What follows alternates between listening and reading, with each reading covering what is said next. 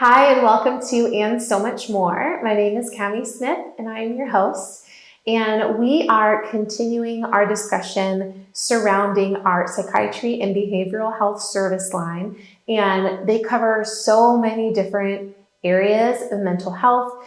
And we wanted to take some time to really highlight and hover around all that entails and how it impacts those of us in the community around this particular part of the year, this holiday-ish season. So November, December, when it's, full of celebration and full of life and color and things. And but that can just be a lot for some people and overwhelming for some people. And so we previously had a conversation about mental health with Dr. Sipsey. And we're here today with Dr. Emily Bradshaw and Daniel Sullivan from the Autism and Development Center over here with Centra Health. And I'll let you both kind of share a little bit about yourself before we jump in. We can start with you, Dr. Bradshaw. Hi, I'm Dr. Emily Bradshaw. I'm a clinical psychologist and school psychologist. I've been here with Centra about 10 years now, working here at Centra's Autism and Developmental Clinic. And I'm Daniel Sullivan. I've been with Centra now for 6 years. I am a licensed professional counselor and I am a certified autism spectrum disorder clinical specialist. I love that. I love those of you who are sitting at home who have heard some of these terms and some of these words with your kids, and your ears perk up because you're like, autism specialist? What? There's so much that there is to glean from both of you. And thank you so much for having this conversation. We are going to be talking about the neurodiversity that surrounds a lot of different things. And I'm going to let you guys define that as the experts in the room for sure. But we want to talk about today, how do we navigate the holiday season, specifically those of us who have kids who are neurodiverse and who are going to see the world and experience the world very differently than those of us who, you go to a Christmas party and it is what it is. It's very different for families who have individuals really of any age who are have that neurodiversity aspect in their lives and how their brain works. And so first I want to talk about neurodiversity. A lot of people that might be new to you if you're hearing it. I know for our family, my son has ADHD and then autism spectrum disorder.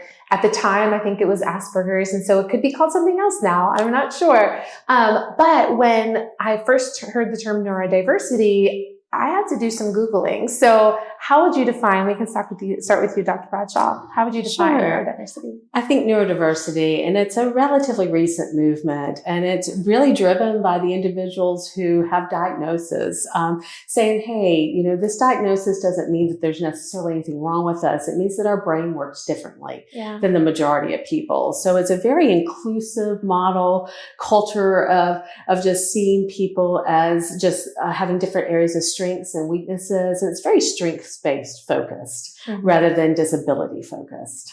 Yeah, that's actually really cool if you think about it, that there's this ownership among those who are in this, do you call it a category? And they're kind of saying like, this is how we want to be referred to. Did you have anything to add? The spectrum. Yeah. Yeah, we view autism is viewed now as a spectrum.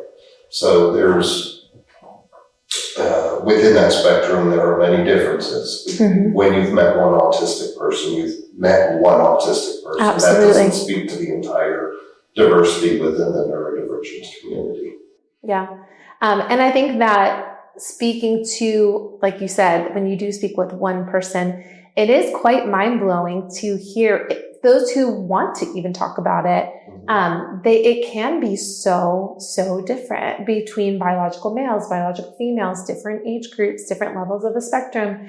And so you really can't pinpoint that with one title or one label. And so as we're heading into the holiday season and you all touch, when I think about how many families that you have influenced and that you all have touched, it's actually pretty amazing.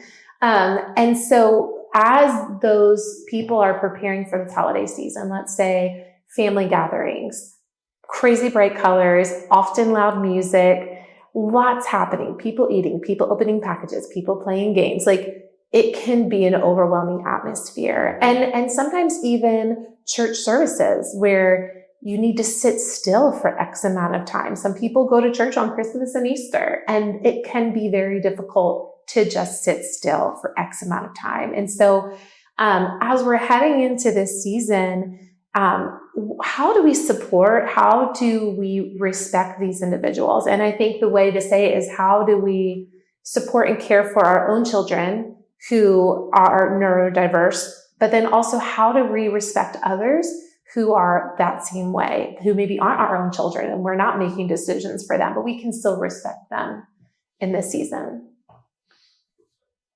So I think the first thing is particularly know your child. Yeah. Right? Know where your child tends to struggle.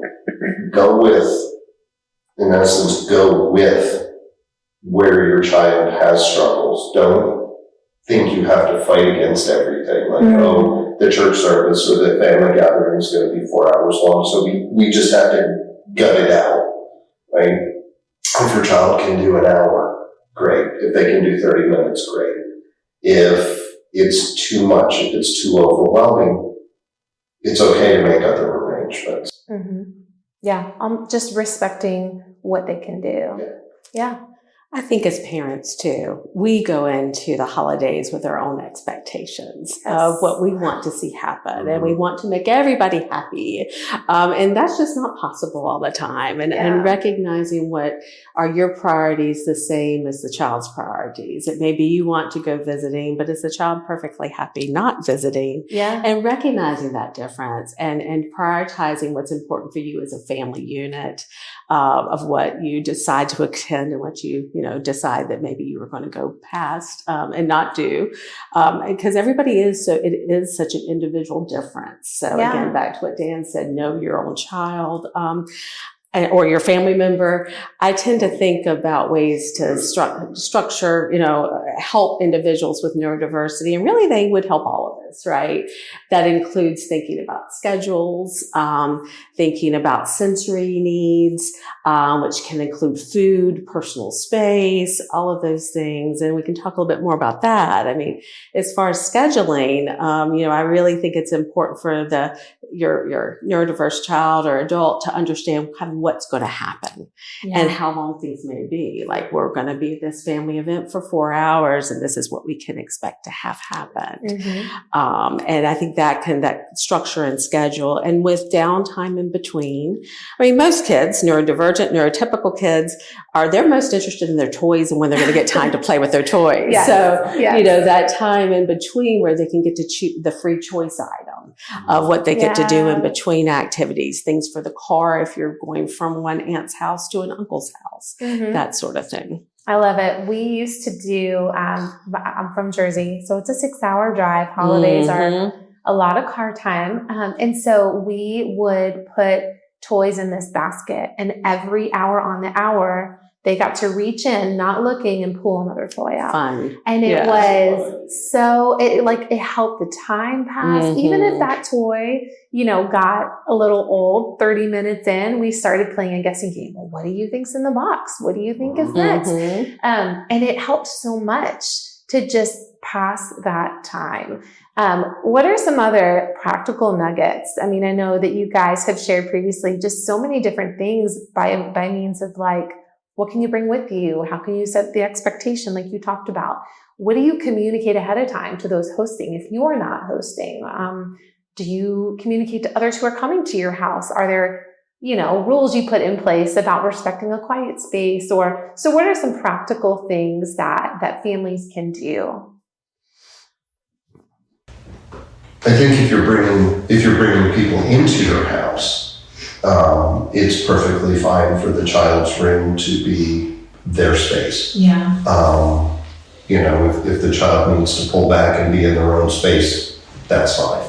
Let them gauge that. Or if they, if they're young and the parent needs to say, hey, it's time to go play in the room for a little while, and the child's able to regulate and able to do that, that room becomes their quiet spot. Yes. That's where they can go and settle, get back into a good headspace. And it's okay to say, you know what, he's in his room, she's in her room right now. We're going to leave the door closed, you know, so yeah, maybe they'll come out in a little while, but you know, the other kids that are there, hey, you can play here, and you know, we've got all this for you, you know, and so you just kind of make it like, well, they need their time and it's okay, right? Yeah. We called it the chillax zone. Yes, It's a good It's one. his chillax zone. And that's also where they put anything that's important to them, like that they cannot that's a really share. good point. There are some things we don't want to share, right? And we shouldn't have to share everything, right? So that's where they put their toys that they don't put their cousins, like the precious Lego set or whatever goes into the room with them. So that will reduce their anxiety, hopefully, as well, because they have that control over their items as well. And other kids. I love both of those, setting a place, but then also thinking ahead of time, like what would it be a very poor situation if someone else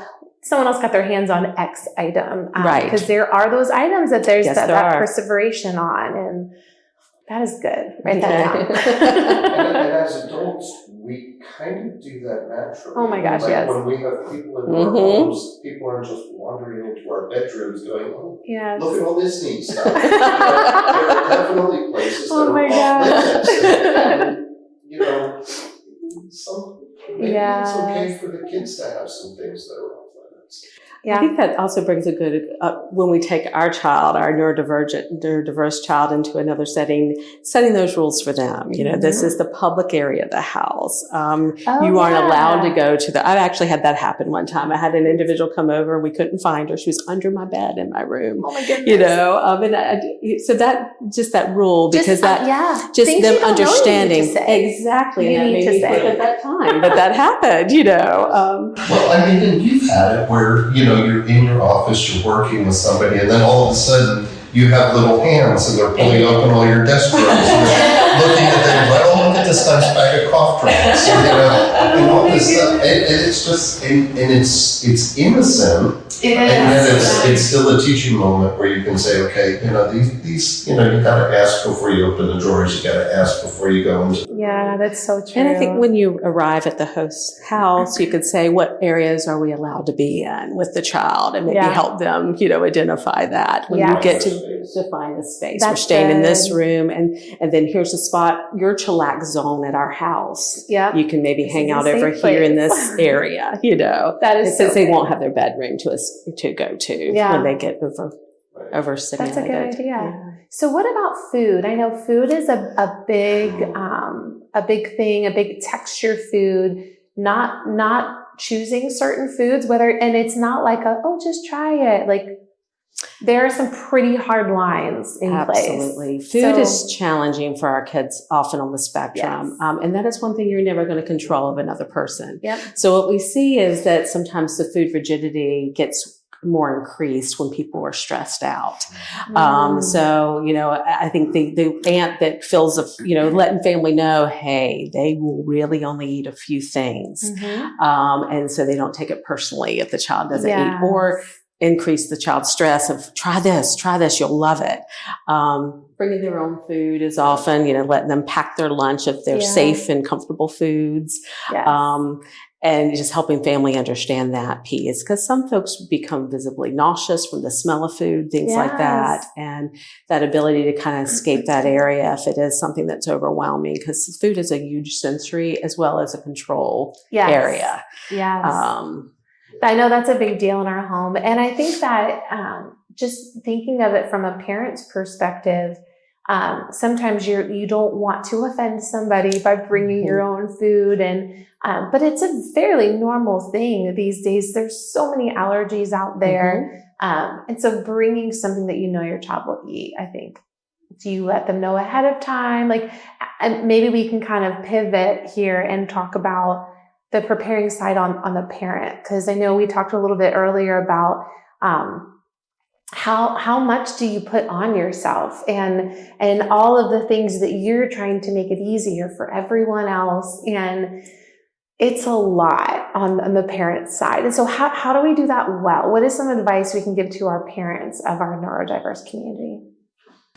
I think the big thing, there's a couple of things. Number one, a focus on the child, right? A focus on the child who's neurodiverse, helping them to navigate this difficulty. Going into this season, there's all these times, all these events in which they can practice. Yeah. And yet, these are still kids, and even teenagers, let's lump them in with the kid group. They're still learning, they're still growing as we all are. So number one, be mindful that this is a child. Be careful of the expectations you put on your 5-year-old, whether they're neurodiverse or not. They're going to be 5, they're going to be 6, whatever. They're going to have moments. They're going to misstep. They're not going to get everything right. But seek to make that as comfortable. Seek to make these events as comfortable as possible. Yeah. Secondly, with family, it's like it's okay to be open and honest. And this is what we're dealing with. This is what we need to do. This is how we negotiate and manage these things. Yeah. And people may have questions, and people may disagree, and of course they're free to disagree. How they parent their children, that's their business. Mm-hmm. They may have opinions. We all have opinions. But as parents, you get to make the decision, and you know your children best. Yeah. So be okay with making decisions. Be okay with focusing on your child's comfort. Yeah. It's okay. Absolutely. And I think it's so important to note, there's no perfect family. If you think no one else could possibly understand what's happening, there are so many families who are walking through this, and there's resources available, and there's community that's available, and just like giving yourself the freedom to misstep, and like it's okay if you don't get it right the first time. It's okay if you find yourself at a family gathering and everyone's overwhelmed and you need to say, we're going to go. Yes. Sometimes you have to learn that it's too much before you know that it's too much. Right. I think that's good. Just, healthy expectations across the board. And I love what you said, like, let your 5-year-old be a 5-year-old, neurodiverse or not. It's whatever holiday it is you're celebrating, let it be that holiday, and let that 5-year-old be the 5-year-old. Or in my case, the 13-year-old be the 13-year-old. and if the child at the end of the day, they've been to, 2 or 3 events in a day, we're all going to be exhausted at the end of that, and think of how that affects a young child. Yeah. They're going to be dysregulated. They're going to be ready for their bed. They're going, So, and we all feel that at the end of the day. So, again, check your expectations. Yeah, I know we were recently, it's like birthday party season, it feels like. So that when I think about gatherings and parties and holidays, a lot can fall in one day, like you're talking about. And sometimes sometimes you need to say no, and weigh it out. And sometimes that no can save everybody. So what are some alternatives? Maybe you're invited and you go for 30 minutes and you let them know why you're going for 30 minutes. But it's important, like, hey, we love this. Thank you so much for inviting us. For our family, we probably can't come for very long, but we'll be there for as long as we can. That's a good idea. Yeah. So what are some other alternatives to things like, the big tree lighting ceremonies, or, I personally celebrate Christmas, so I'm not super familiar with celebrations that come with so many different holidays, but there are so many. And so what are some ways that maybe you can do these things at home? Or, what are some things that you can build into it just to maybe approach it in a different way? One of the things, if you have a child that really struggles with going into large group environments, the big ceremonies, the big services, whatever. And that's just a particular area of struggle. And say they're a teenager and they're perfectly fine being home alone. It's okay to have that conversation with your child. Like, we want to go to this. Do you want to go? No. Okay. Are you okay being home alone? Absolutely. Yeah. And they have perspective. Have that conversation, and you know, okay, set the clear boundaries, make sure everybody has the phone numbers they need. And, yeah. And I think it's, for those kids that can't stay home alone and the places that you really need to go. I think, again, the child understanding what's going to happen as much as possible, talking them through. That's huge. And then also identifying times where they can get out of the situation if they need to. During the greeting of church, you're able to get up and leave at that time if you need to. Yeah. I think also maybe giving them a job. Maybe their job is the photographer, or their job is to draw pictures of what they see, or to be the one to deliver the item to the, I think having a role can help as well. Yeah. And I always recommend that go bag with the sensory items, with the headphones, with the, sunglasses if they need it, with the, if individuals need weighted blanket, whatever they might need, and having the child take part in picking the items in their go bag for if they need a sensory break.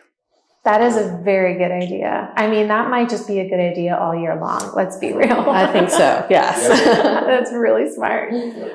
So over the holidays, we all do you guys lose sense of time? I feel like. Yes, the days tend to run together sometimes too. To run together, especially that week between Christmas and New Year's, where some of you may be off work, you may not be off work, you may be working nights, and you're just like, what time is it? What year is it? What day is it? So when things go back to normal, I mean, that can be harder than any holiday party that you experience. So, I mean, what are some little insider tricks you guys can give us to setting our kids up for success for back to school, for back to early bus times, and all of those things? And we all struggle with that, like you said, but our neurodiverse population definitely. I think maintaining that regular sleep and wake cycle, a lot of, especially our teenagers, they get to even the weekend and they're up 24 hours a day playing the games, and then Monday morning rolls around and they cannot manage to get out of bed. So keeping a regular schedule, keeping a calendar. I mean, I know there's several ways to do the calendar depending on the age, making the little paper chains that you tear off for each day. But then marking the days off, helping the child, and then talking about, we have 5 days till school goes back. Just kind of that reminder, even though when we're on vacation, we usually don't like to think that way. But for our kids on the spectrum, it really is helpful to kind of keep that in mind. Trying to keep a schedule to the day too, minimizing electronics, as much as possible, having a diversity in their activities during the day as well is going to help. Whew. So good. Hard. It's hard. It's those days are difficult. I think when I talk to friends of mine who have kids, electronics, that is so difficult. But I think it is wise to help them, not make that their entire time, because it's going to be abrupt when it's over. Well, our kids with autism are more at risk for addiction to electronics. Yes. Yeah, we've seen that for sure. Is there anything I haven't asked specifically that you think would be really valuable to make sure is a part of this conversation? The only other thing I can think of is personal space. With family, with family gatherings, there's this expectations to hug your aunt that you see once a year, or, not every child's alike, but if your child's not a hugger. Your child shows affection in different ways. I think letting family know ahead of time, hey, don't ask for the hug. Don't pressure the hug. Certainly don't initiate the hug, giving that child that ability to greet them in the way that they are comfortable in. I think and adults. I mean, a lot of us don't like these hugs, That's really good. So maybe it's a fist bump instead, or talking with your child about, hey, we need to greet individuals. What do you feel comfortable doing? Just hello, you want a fist bump, and then letting family know that kind of limit as well. I like that, because I think it is important for them to understand the need to acknowledge another person, but then it doesn't have to look like X. It can be, that's really good. I like that. Thank you guys so much. I feel like there's so many things. I hope everyone's taking notes. We want to be successful, and we want to make sure that we're taking care of everyone who is in our care, regardless of where they may find themselves or how their brain works. So I appreciate you guys taking time Absolutely. to have Thank this you. conversation. Yes. And thank you all for joining us on And So Much More.